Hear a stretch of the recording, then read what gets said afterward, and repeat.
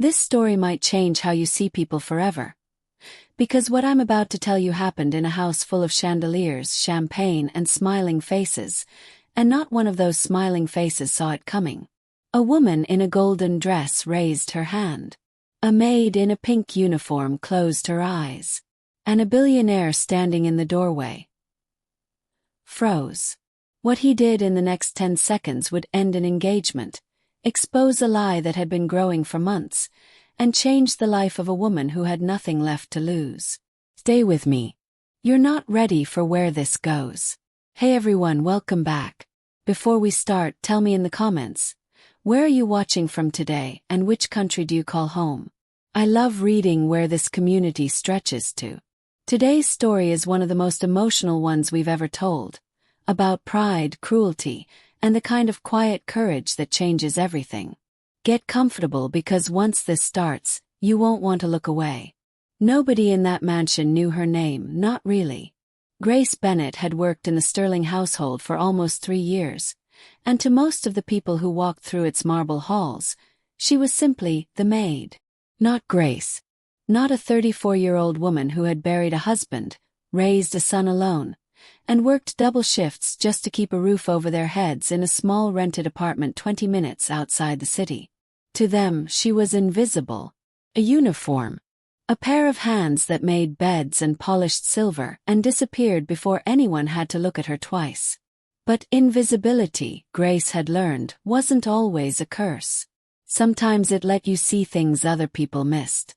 The Sterling estate sat on 12 acres just outside Connecticut, all white stone and glass and gardens that bloomed like something out of a painting. Daniel Sterling, 34 years old, was the man whose name was on the gate. Heir to Sterling Capital, a real estate and hospitality empire his grandfather had built from nothing and his father had multiplied into billions. Daniel had grown up in rooms like this one. He knew the weight of chandeliers and the hush of servants and the particular loneliness that came with never quite knowing if anyone wanted to be near him, or near his money. He was, by most accounts, a decent man. Not perfect, a little too trusting, a little too used to people managing things for him so he never had to look too closely. But he tipped generously, remembered the names of the gardeners, and had once spent an entire Christmas morning helping the kitchen staff fix a broken oven instead of opening his gifts. People who worked for him respected him. Grace respected him too, in the quiet way you respect someone who has never given you a reason not to. What Grace did not respect, what she had learned slowly and carefully to fear a little, was the woman Daniel was about to marry. Victoria Hale was 30 years old, stunning in the way magazine covers were stunning, with a laugh that turned heads and a way of walking into a room like she already owned it. Her father ran one of the largest shipping conglomerates on the East Coast, and the engagement between Victoria and Daniel wasn't just a romance. It was a merger, a headline, a photograph waiting to happen. To the outside world, Victoria was elegance itself. Poised, radiant. The kind of woman people whispered about with envy. But Grace had seen the other Victoria. The one who existed only when Daniel wasn't in the room. She'd seen it in small things at first. The way Victoria snapped her fingers instead of saying please.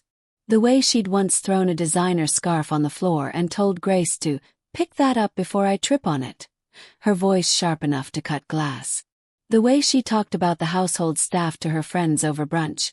The help, she called them, like they were furniture that occasionally needed adjusting.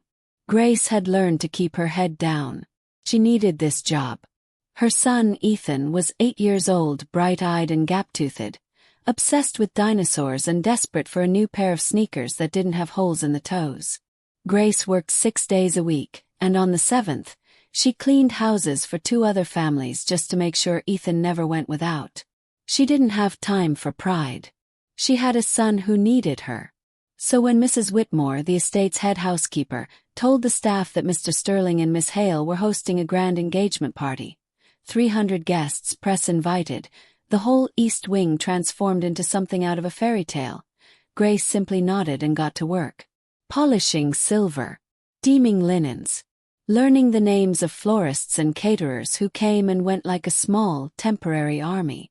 She didn't think much about Victoria that week. She had learned, painfully, that the less she thought about people like Victoria Hale, the easier her days became. What Grace didn't know, what nobody in that house knew yet, was that a small gold bracelet, a family heirloom Victoria wore constantly, was about to go missing on the night of the party. And the accusation that followed would not be an accident. It would be a plan. Because 3 days before the party, Victoria Hale had sat alone in her dressing room, turning that very bracelet over in her fingers, and made a decision.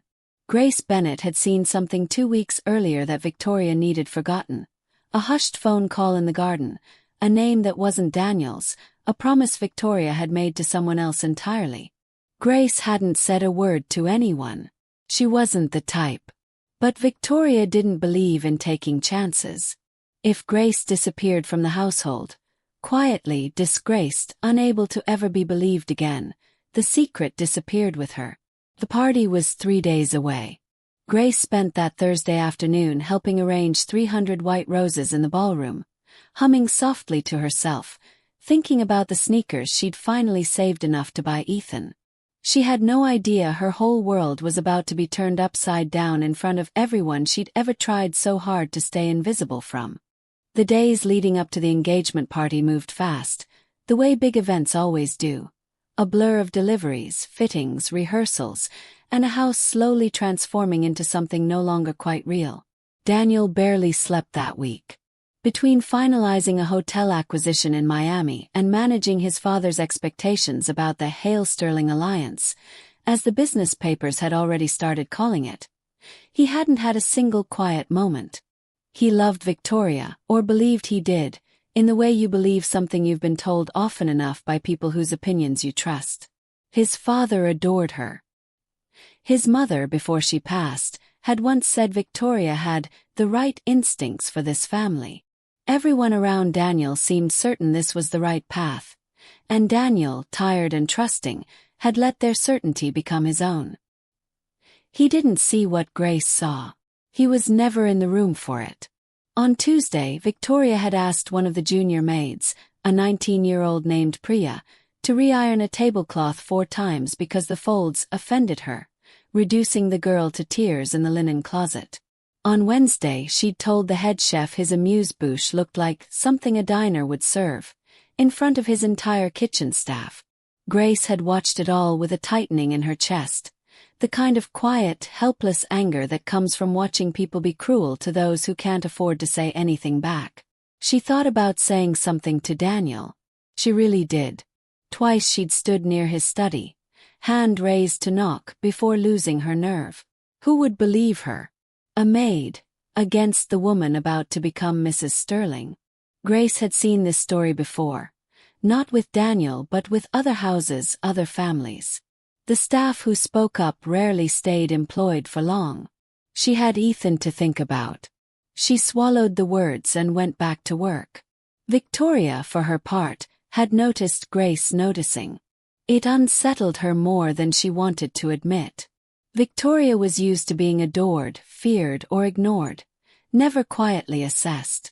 And there was something in the way Grace's eyes lingered a half-second too long during that phone call in the garden 2 weeks ago, the one where Victoria had whispered promises to a man named Marcus, a man her father didn't know about, a man who was very much not Daniel Sterling. Victoria had built her entire future on this engagement. She was not going to let a maid unravel it. By Friday, the ballroom was finished. White and gold, roses cascading from every surface, a string quartet rehearsing in the corner. Grace stood at the edge of it that evening, alone for just a moment, looking at the space she'd helped create. It really was beautiful. She let herself feel proud of that, at least, before Mrs. Whitmore called her back to the kitchen. That night, walking to the bus stop after her shift, she couldn't afford a car, hadn't been able to since her husband James passed 3 years ago. Grace called Ethan to check on him. Her elderly neighbor, Mrs. Alvarez, watched him most evenings. "Mommy, guess what?" Ethan said, breathless with excitement. Mrs. Alvarez said dinosaurs are basically just really big birds. "Is that true?" Grace laughed, the sound surprising her. warm and real after a long, tense week. Some of them, baby. I'll look it up with you this weekend, okay? Okay. Mommy, are you gonna be home late again? The party's tomorrow night, sweetheart. It's a big one. But Sunday I'm all yours. I promise. She meant it. She always meant it. It was the promises she made to Ethan that got her through the hardest days. The ache in her feet, the ache in her pride, the quiet exhaustion of being someone's shadow for 8 hours a day. Ethan was the reason. Ethan was always the reason. She didn't know, as she boarded the bus home that Friday night, that the very next evening would be the worst of her life. And though she couldn't possibly have imagined it yet, the beginning of something entirely different. Saturday arrived gray and cool, but by evening the estate glowed gold against the darkening sky. Limousines lined the circular drive. Photographers gathered near the entrance. Inside, 300 of the East Coast's wealthiest and most influential guests filled the ballroom, champagne flutes catching the chandelier light, laughter rising and falling like music. Grace worked near the back of the room most of the night, refilling trays, clearing empty glasses, staying close to the walls the way staff were trained to. She caught glimpses of Daniel across the room, handsome in a dark suit, smiling the tired, dutiful smile of a man performing happiness for an audience, and glimpses of Victoria beside him, radiant in a yellow gown, the gold bracelet catching the light every time she raised her glass to laugh at something a guest had said. Everything seemed, for a moment, perfectly, dangerously normal. Then, near 10 o'clock, Victoria excused herself to the powder room.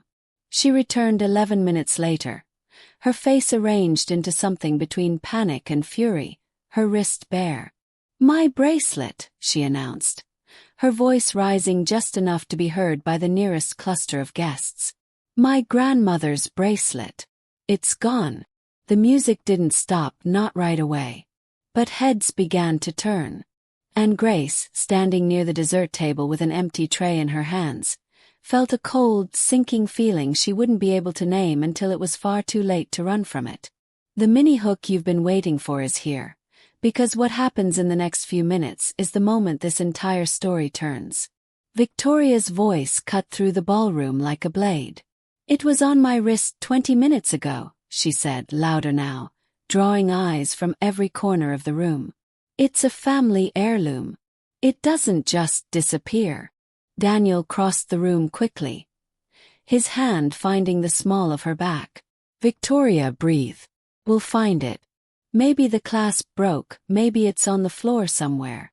"I checked the floor," Victoria snapped, loud enough that nearby conversations died into silence. "I checked everywhere. Someone took it."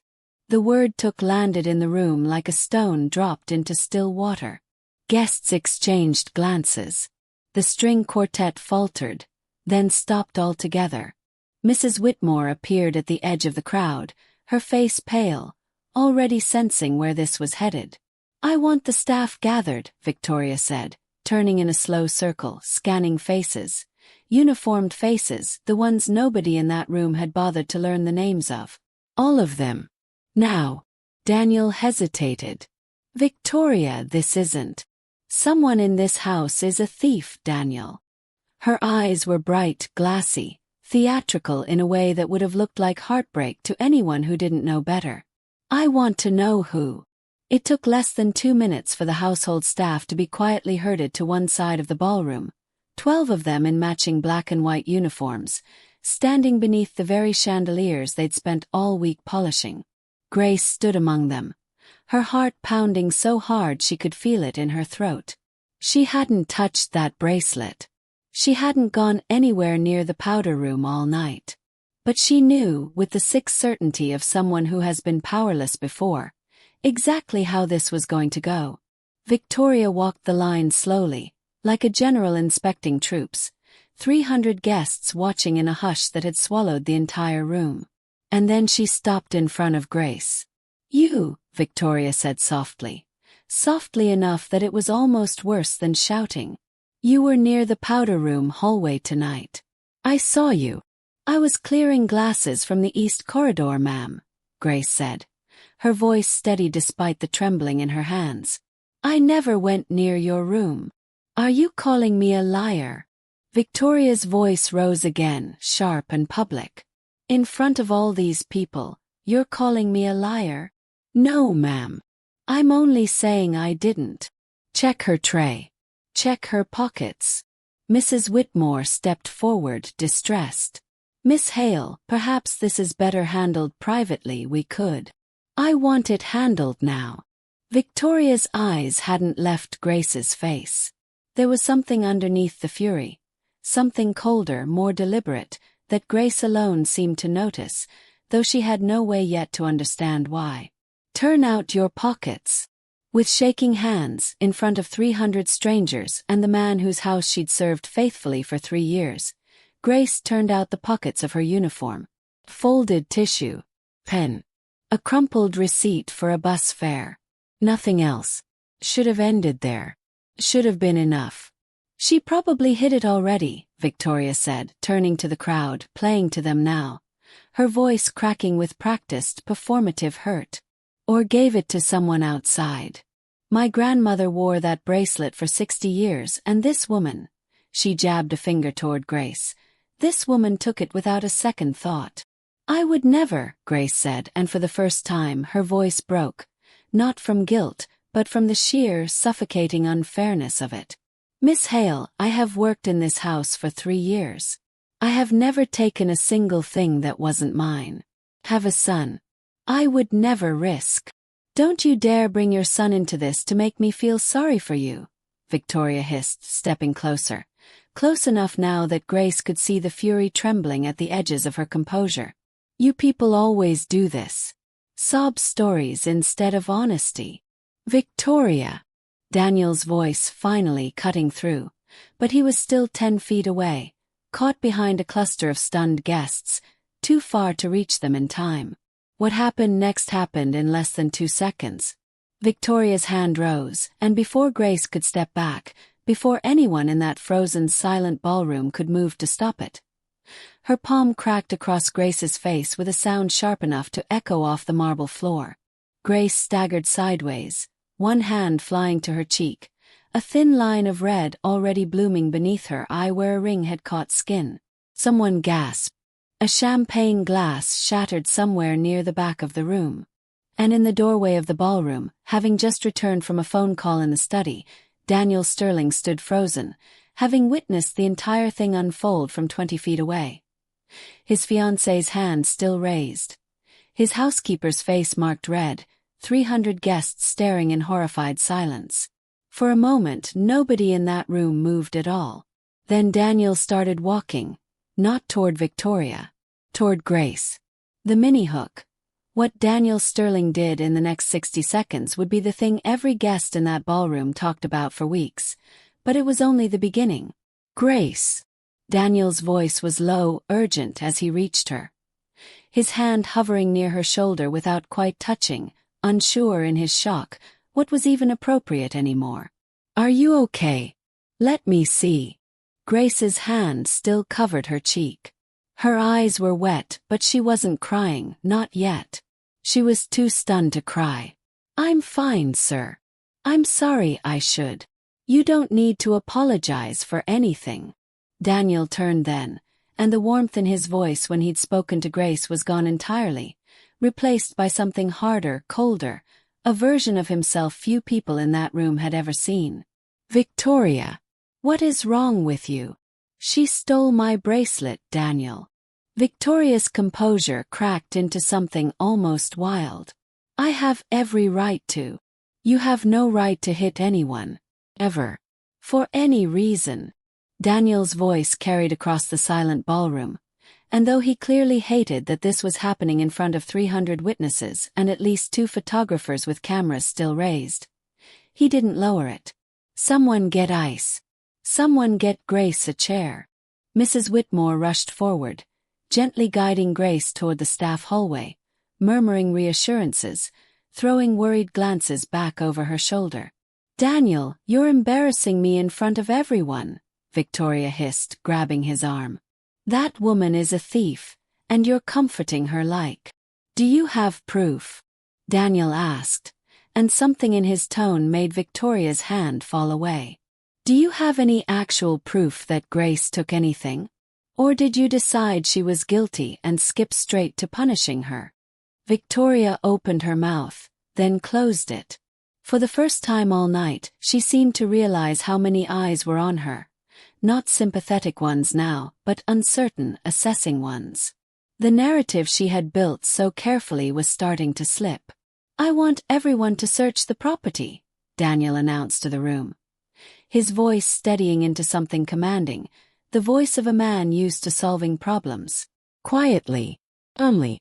If the bracelet is here, we'll find it. Nobody accuses anybody of anything else tonight." The party resumed technically.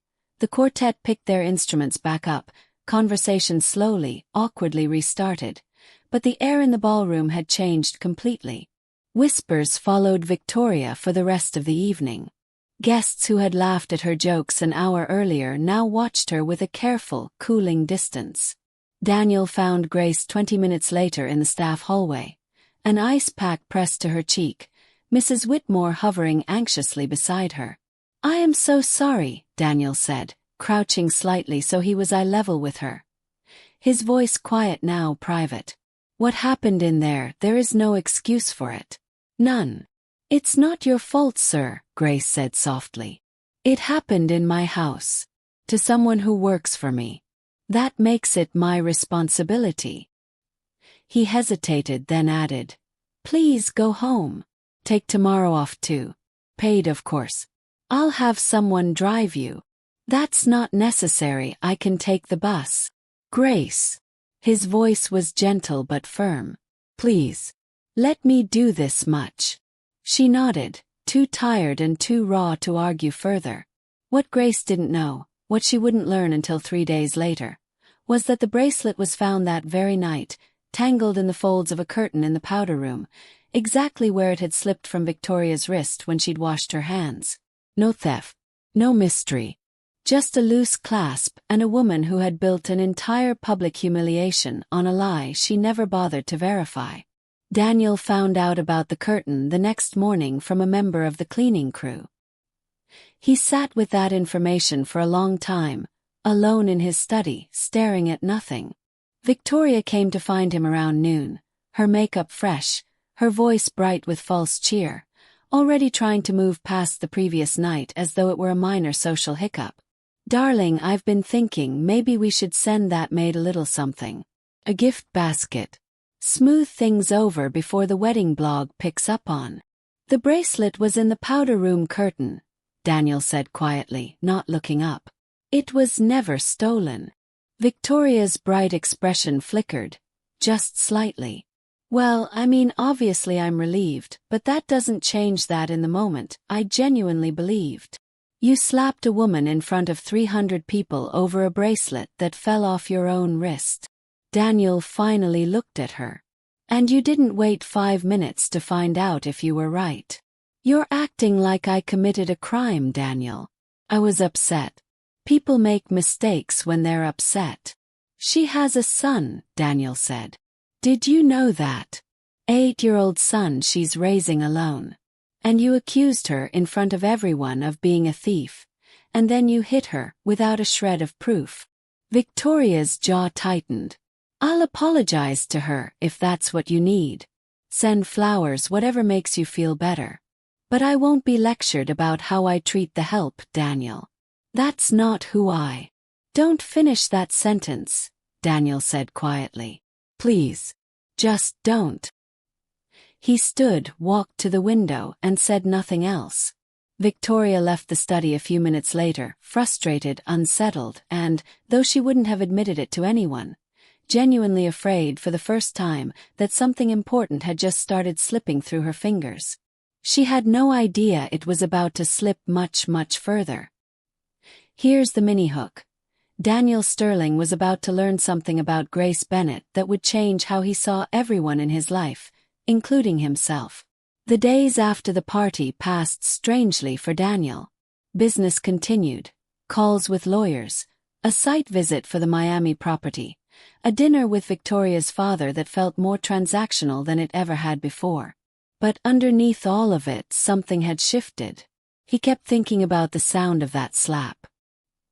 He kept thinking about the way Grace had turned out her own pockets with trembling hands, dignity somehow intact even in that humiliating moment, while Victoria had performed grief over a bracelet that had never even left the house. He found himself, one quiet Tuesday evening, asking Mrs. Whitmore about Grace. "She's been with us 3 years, sir," Mrs. Whitmore said carefully, unsure how much to share. "Never a single complaint about her work. Comes in early, stays late when we need her. Lost her husband a few years back. Car accident, I believe. Raises her son on her own.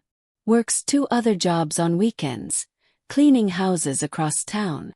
He paused. "She's one of the most honest people I've ever employed, Mr. Sterling. If I'm being frank." Daniel absorbed this quietly. Is she doing all right? Financially, I mean." Mrs. Whitmore hesitated, clearly uncomfortable discussing another employee's private circumstances, but something in Daniel's expression made her continue. "I know it's tight for her, sir. I've seen her turn down lunch more than once, saving the money instead. Her son needed new shoes last month. I only know because Priya mentioned it. Grace never says a word about her own struggles. She's not the type to ask for help, even when she probably should."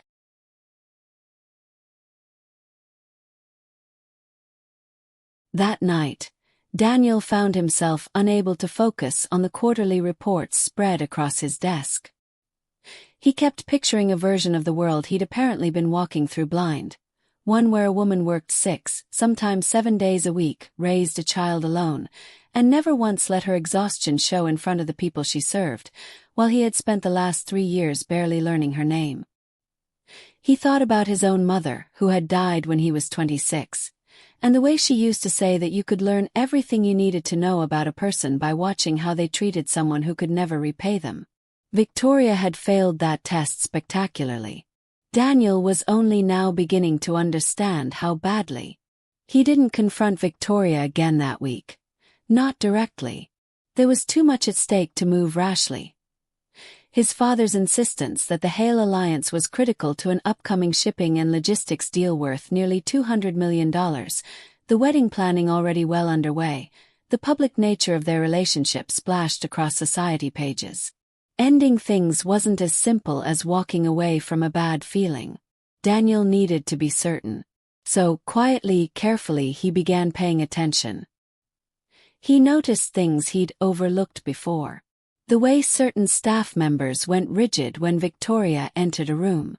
The way Priya, the young maid, flinched slightly whenever Victoria raised her voice, even in passing. The way household turnover had quietly increased over the past year.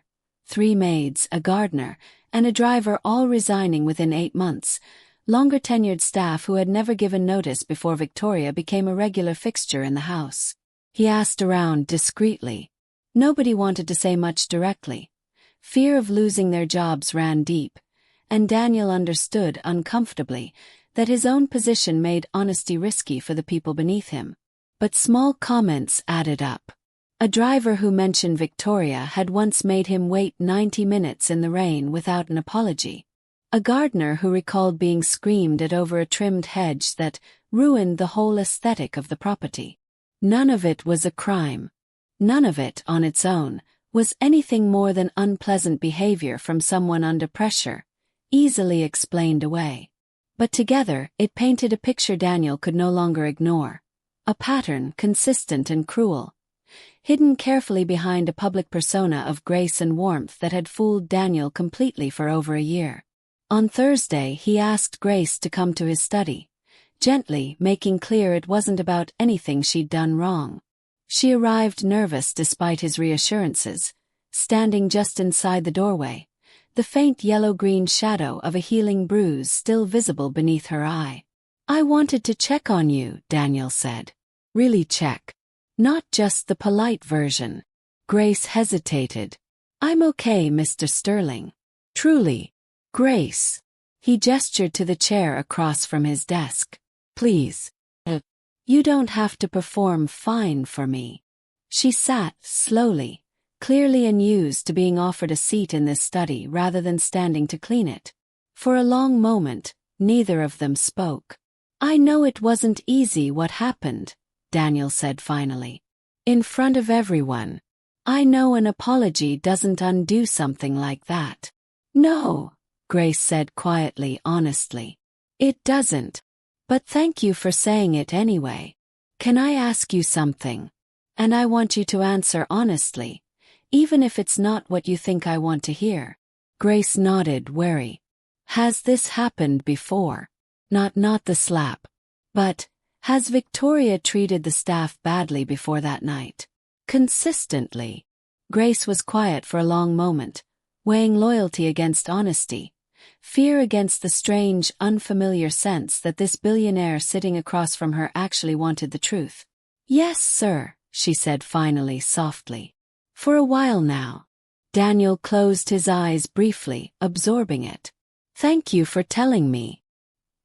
He didn't say anything else that afternoon about what he planned to do. But something in him had quietly, irreversibly shifted, and 3 miles away, in her small rented apartment, Victoria Hale had absolutely no idea that the ground beneath her perfect engagement had just begun, slowly and silently, to crack. The mini-hook. What Daniel found in Victoria's past would explain everything. The cruelty, the desperation, the bracelet that was never really about a bracelet at all.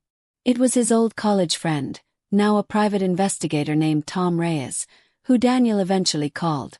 Quietly, off the books, the kind of favor exchanged between men who'd once been roommates and had stayed close enough to trust each other with uncomfortable truths. "I'm not asking you to dig up dirt for the sake of it," Daniel told him over the phone, feeling faintly ridiculous even as he said it, like a man in a movie he wouldn't have believed a month ago. I need to understand who I'm about to marry.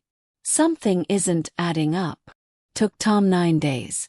What he found, laid out in a manila folder Daniel opened alone in his study late on a Tuesday night, was more than Daniel had braced himself for. Victoria Hale's public image, heiress, philanthropist, effortlessly graceful, had been carefully, expensively constructed. Beneath it was a woman drowning in debt from a gambling habit she'd hidden from her own father for nearly 2 years, debts that had recently escalated into 6 figures owed to people far less patient than a bank.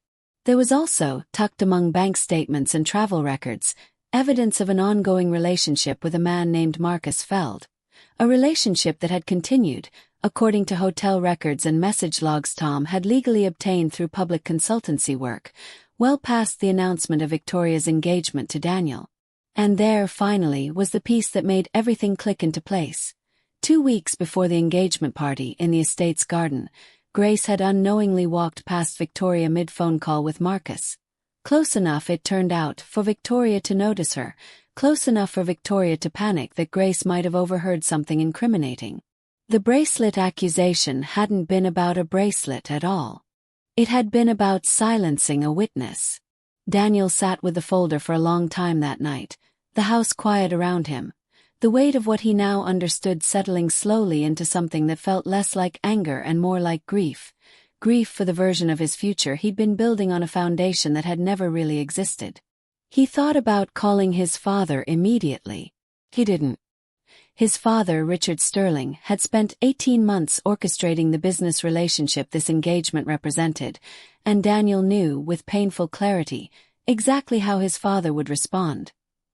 Handle it quietly, protect the deal, don't let sentiment cost this family $200 million. Daniel had heard variations of that speech his entire life. But this wasn't a business decision anymore. It hadn't been for weeks. He thought instead about the ballroom. About the sound of that slap. About a woman who turned out her own pockets with trembling dignity rather than beg for mercy she hadn't earned the need for. About a little boy named Ethan who liked dinosaurs and needed new shoes, whose mother worked 7 days a week and never once let her own hardship become anyone else's burden. He thought about what his mother used to say. The next morning, Daniel didn't confront Victoria. Not yet. He needed to be careful. She had powerful family backing, and a public accusation without ironclad proof could just as easily destroy him as her.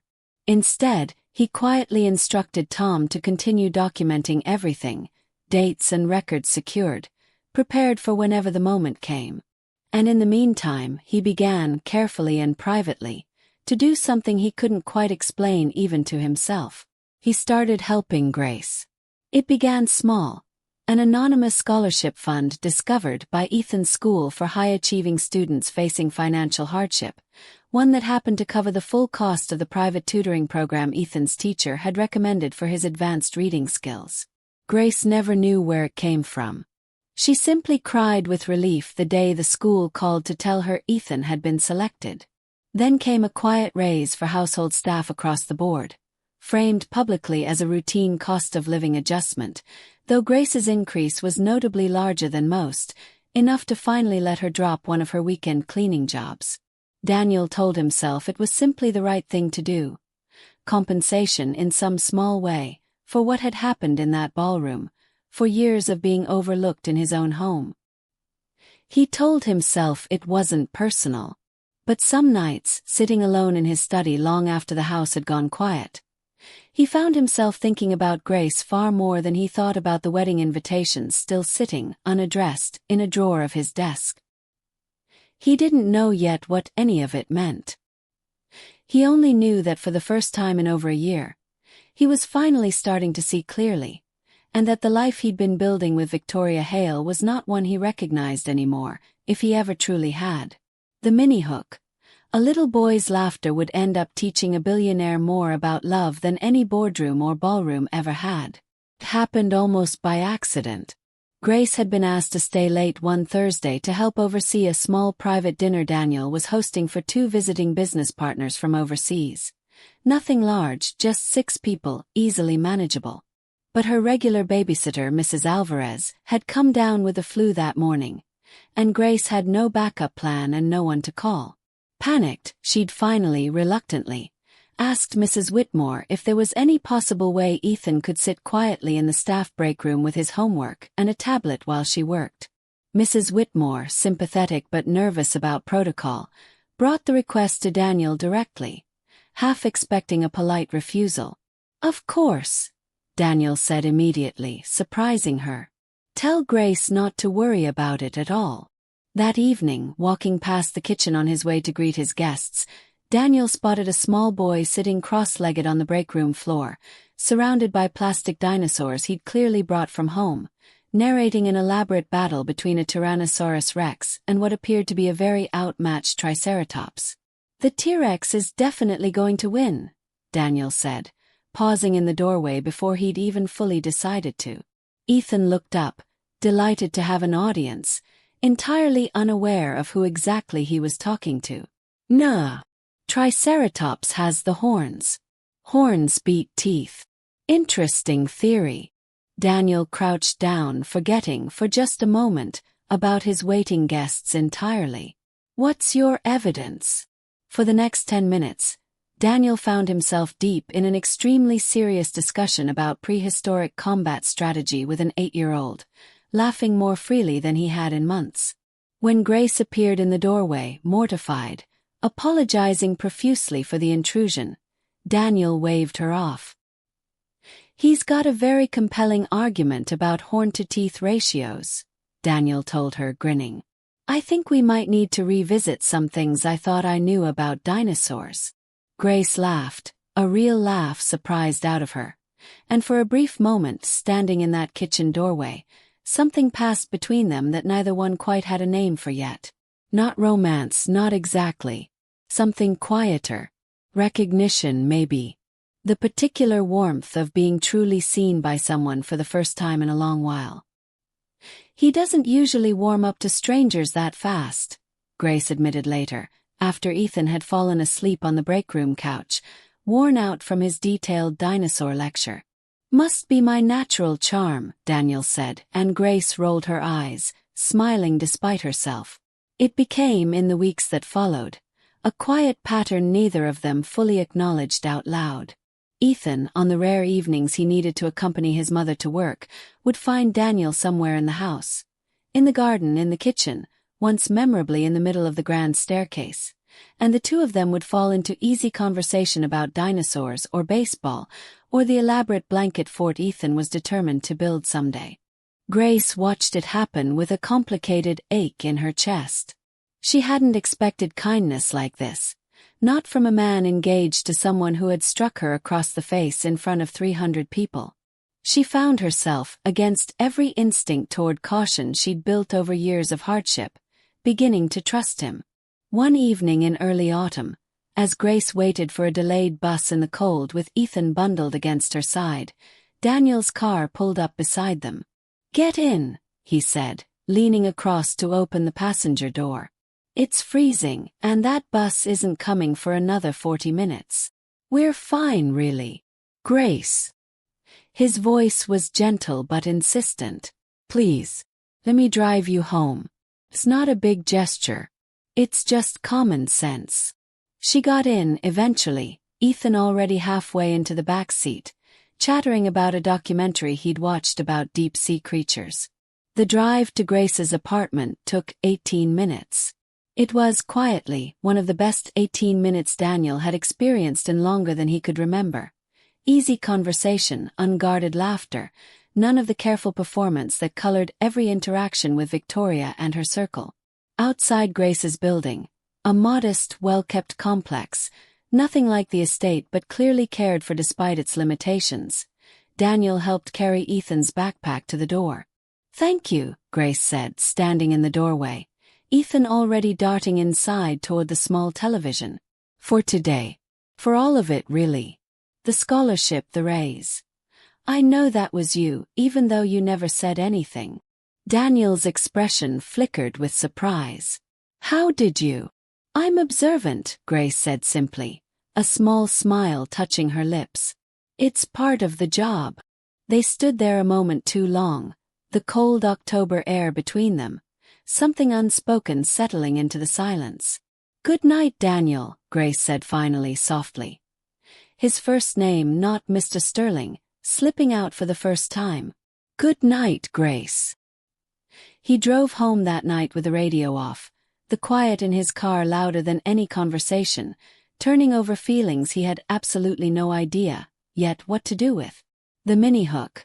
Victoria could feel him slipping away, and desperate people do desperate things. Victoria noticed the change before Daniel ever said a word about it.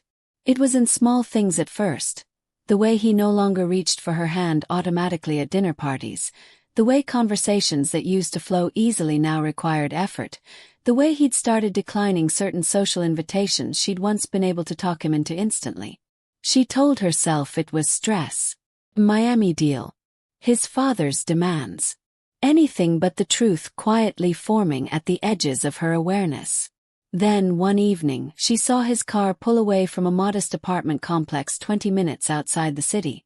The kind of building Victoria wouldn't have been able to name the neighborhood of if her life depended on it, and something cold and suspicious settled into her chest. She had someone follow him after that. It didn't take long to learn what, or rather who, had captured so much of her fiancé's quiet, distracted attention lately. Victoria's reaction was not measured.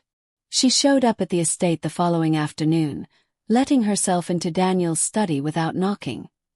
Her composure cracking at the edges in a way Daniel had rarely seen. "You've been spending time with her. The maid." Daniel didn't bother denying it. "Her name is Grace." "I don't care what her name is, Daniel. Do you understand what this looks like? What it would do to us, to this family, if it got out that you're driving the help home? Playing with her kid?" "Careful," Daniel said quietly, and something in his tone made Victoria pause. "That's a person you're talking about. A person you slapped, in front of 300 people, over a bracelet you never even bothered to check the room for before publicly humiliating her. I apologized for that. You apologized because I made you. Not because you actually understood what you did." Daniel closed the folder on his desk, the one, though Victoria didn't know it yet, that contained Tom's full investigation. "I know about the debts, Victoria. I know about Marcus." The color drained from Victoria's face. I don't know what you're talking about, she said, too fast, too high. Don't, Daniel said, exhausted now more than angry. Please, just don't insult both of us by lying again. Victoria's carefully maintained composure finally shattered completely. You have no idea what it's like, she snapped, tears springing to her eyes. Real ones this time, though whether from guilt or fear of losing everything, Daniel genuinely couldn't tell. Everyone expects me to be perfect. My father's business, this family, this wedding. Everyone is counting on me to hold it all together, and you have no idea the pressure. That doesn't excuse hurting people who have no power to protect themselves, Daniel said. It doesn't excuse the debts you hid or the affair, or accusing an innocent woman of theft to cover for your own mistake. So what, you're going to throw away everything? The wedding, the alliance, everything our families have built, for a maid? The word came out venomous, desperate. You'll be a laughingstock, Daniel. Everyone will say you left me for someone who cleans your toilets. Get out, Daniel said quietly. It wasn't a shout. It didn't need to be. We'll discuss the engagement properly with lawyers when you've had time to calm down. But I want you to leave this house right now. Victoria left in tears that afternoon, though whether they were tears of genuine heartbreak or simply the collapse of a very carefully constructed plan, even she might not have been entirely sure. She did not, however, give up quietly. 2 days later, an anonymous tip reached the property management company of Grace's apartment complex, alleging, falsely, that Grace had been operating an unlicensed home daycare in violation of her lease, using Ethan's presence as supposed evidence. It was a small, cruel, deniable move, the kind that could cause real damage. A warning notice, potential eviction proceedings, without ever tracing clearly back to its source. Grace received the notice on a Tuesday evening, her hands shaking as she read it, panic closing around her throat. She had done nothing wrong. She had no idea where such an accusation could possibly have come from. But she also knew with sick certainty exactly what losing this apartment would mean for her and Ethan. No family nearby, no safety net, nowhere else to go. She called Daniel before she even fully decided to, her voice breaking as she explained what had happened. Daniel's jaw tightened as he listened. He didn't need proof to know exactly who was behind it. Don't worry about the apartment, he said, already reaching for his phone to call his lawyer. I'm handling this tonight. Daniel, I can't ask you to. You're not asking, he said firmly. I'm telling you. This ends now. That night, for the first time, Daniel Sterling stopped being careful about protecting business deals or family expectations or public appearances. He decided finally that some things mattered more. Here's the mini-hook. Everyone thought the wedding would be the biggest event of the year. Nobody expected it to become the moment the truth finally came out. 3 weeks later, on what was supposed to be Daniel and Victoria's wedding day, 400 guests filled the grand ballroom of the Sterling estate once more. The same room, the same chandeliers, the same string quartet tuning their instruments near the front. Richard Sterling stood near the altar area, beaming with the particular pride of a man watching two business empires formally merge. Victoria's father, James Hale, stood beside him, equally satisfied. Neither of them had any idea what was about to happen. Grace had not been invited, of course. Staff never were, not to events like this. She had, in fact, been given the day off entirely, an unusual kindness she hadn't questioned too closely. She spent the morning with Ethan at the park, pushing him on a swing, trying not to think too hard about what today meant, about a version of Daniel's future that no longer had space for the strange, tentative friendship they'd built. She had no idea Daniel had spent the previous 3 days quietly, meticulously preparing for exactly this moment. At precisely 4:47 in the afternoon, as the officiant asked the traditional question about anyone present having reason the marriage should not proceed, Daniel, standing at the altar in a black tuxedo, Victoria radiant beside him in white, did something no one in that room, least of all Victoria, was prepared for. He answered the question himself. Actually, Daniel said, his voice carrying clearly across the silent ballroom. "I do." A ripple of confused murmurs spread through the guests. Victoria's smile froze, then faltered. "Daniel, what are you?" "I need everyone here to know something before this goes any further," Daniel continued, turning to face the crowd. His voice steady despite the enormity of what he was about to do. 6 weeks ago, at our engagement party, many of you watched Victoria strike a member of my household staff in this very room, over an accusation of theft. Uncomfortable silence rippled through the crowd. Victoria's father shifted, confused, alarmed. "That accusation was false," Daniel continued. "The bracelet was never stolen. It fell into a curtain in the powder room, found the very same night.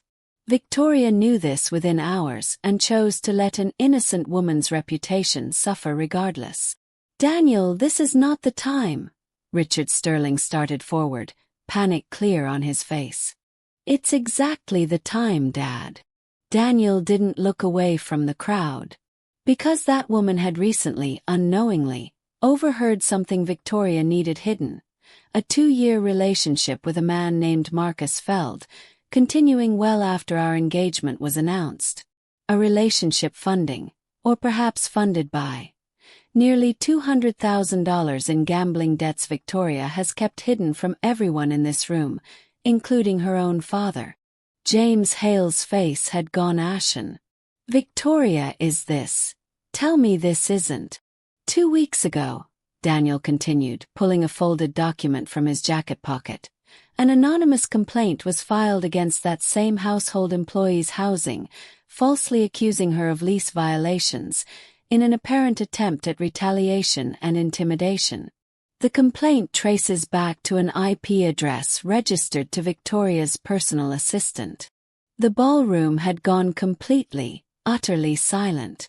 Victoria's face had drained of all color, her carefully constructed composure finally, publicly, irreparably shattering. "You're humiliating me," she whispered, loud enough to carry. "In front of everyone. How could you do this to me?" "I'm not doing anything to you that you didn't do to yourself first," Daniel said, not unkindly, but without wavering. "I gave you every chance to be honest with me privately. You chose lies every time right up until today." He turned then, scanning the crowd until he found who he was looking for. Mrs. Whitmore, standing near the back, having been quietly asked to be present that day, though she hadn't understood exactly why until this moment. "Where is Grace?" Daniel asked her directly. "At the park with Ethan, sir. As far as I know." Daniel nodded, then turned back to the stunned crowd, to his father's horrified expression, to Victoria standing alone at the altar in her wedding dress, mascara beginning to streak down her face. "There will be no wedding today," he said simply. "I'm sorry to everyone who traveled here expecting one. But I could not stand in front of all of you and make a promise I no longer believe, to a woman who has shown me exactly who she is." He walked away from the altar without another word, leaving 400 guests, a devastated bride, and 2 shell-shocked fathers behind him in stunned, echoing silence. He didn't stop until he reached his car. He knew exactly where he needed to go. Grace was pushing Ethan on the park swing, the late afternoon sun slanting gold through the trees, when she saw Daniel's car pull up along the curb. Still in his tuxedo, tie loosened, looking like a man who had just walked through something enormous. "Daniel!" She stepped away from the swing, alarm flickering across her face. "Shouldn't you be, isn't today?" "There's no wedding," he said simply, walking toward her. "There isn't going to be one." Grace stared at him, searching his face for some explanation, finding instead something calm, something settled, underneath the obvious emotional weight of the day. "What happened?" "I told the truth," Daniel said. "All of it. In front of everyone." He explained it there in the park, sitting beside her on a bench while Ethan climbed the jungle gym nearby, oblivious to the enormity of what had unfolded that afternoon a few miles away. Grace listened in stunned silence, tears eventually gathering in her eyes. Not from sadness, but from something more complicated.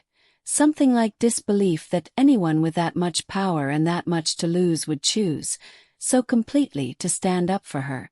"You didn't have to do that," she said softly. "Not like that. Not publicly." "Yes, I did," Daniel said. "You were humiliated in front of hundreds of people for something you never did. It was only right that the truth came out the same way." They sat together as the sun began to set, Ethan eventually collapsing onto the bench between them, exhausted and happy, chattering about a lizard he'd spotted near the sandbox. Daniel listened to him with the same genuine attention he always did, and Grace watched the two of them together with a warmth in her chest she hadn't let herself feel in a very long time. In the weeks that followed, the fallout was significant. Victoria's engagement to Daniel became public, humiliating knowledge almost overnight. Her carefully built reputation among New York and Connecticut society crumbling under the weight of what had come out.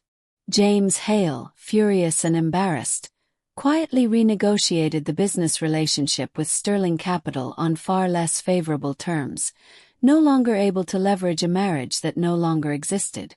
Victoria left the East Coast entirely within 2 months, moving out west to start over somewhere no one recognized her name.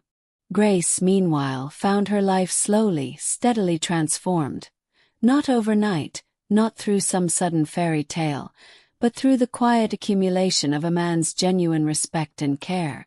Daniel promoted her, at her own insistence on earning it properly, into a role managing household operations across 2 of his properties, a position with real security, real benefits, a real future. Ethan's scholarship continued, his grades flourishing under the stability his mother could finally provide without exhausting herself into the ground. And slowly, carefully, without either of them rushing toward something neither felt ready to name too quickly, Daniel and Grace's friendship deepened into something neither of them had expected, but both, quietly, had begun to hope for. Nearly a year after that wedding day that never happened, Daniel found himself once again in a garden. Not the estate's formal one, but a small community garden near Grace's new apartment, one she'd started tending on weekends with Ethan, teaching him about the vegetables they grew together. Daniel knelt beside Ethan, helping him identify which tomatoes were finally ready to pick, while Grace watched from a few feet away, laughing at something Ethan said, sunlight catching in her hair. "You know," Daniel said later, once Ethan had run off to show Mrs. Alvarez his harvest, "I used to think I understood what mattered. Business deals, family expectations, the right alliances." He looked at Grace, something soft and certain in his expression. "I was wrong about almost all of it." "And now?" Grace asked, smiling. "Now I think what matters is a lot simpler than I ever gave it credit for," Daniel said. "It's how you treat the people who can't do anything for you. It's showing up, even when nobody's watching. It's a little boy explaining dinosaur combat strategy like his life depends on it." He paused. "It's you, Grace. It took me embarrassingly long to see it, but it's you." Grace didn't answer with words right away. She simply reached over and took his hand, the late afternoon sun warm on both of them, and for the first time in longer than she could remember, the future didn't feel like something to survive. Felt like something to look forward to. If there's one thing this story teaches us, it's this. Character isn't revealed in how someone treats the people who can help them. It's revealed in how they treat the people who can't. Grace never asked for kindness, never expected it, never demanded it. She simply kept showing up with honesty and quiet strength, even when the world gave her every reason not to. And in the end, that strength was seen by exactly the person who mattered. If this story moved you even a little, hit that like button. It genuinely helps this channel keep telling stories like Grace's. Subscribe if you want more emotional, real-feeling stories delivered straight to you. And if you know someone who needs a reminder that kindness always matters, even when no one's watching, share this with them today. Thank you for staying until the end. I'll see you in the next story.